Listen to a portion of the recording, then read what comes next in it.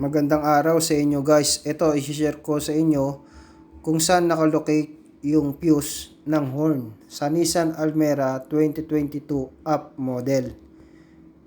So ayan. Yan ang ating unit. Yan, i-demo ko sa inyo kung turo ko sa inyo kung saan nakalagay yung fuse. So ayan.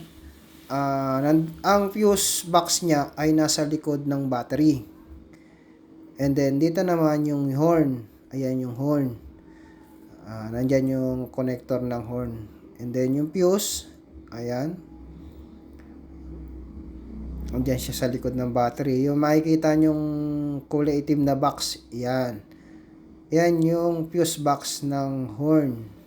So, marami rin fuse na nasa loob niyan. So, pag tinanggal nyo, ayan, ipipress nyo lang yung gilid. Then, press nyo lang yung gilid side. Ayan, tapos angat nyo na. So, madali lang siya tanggalin guys. Ayan, accessible naman.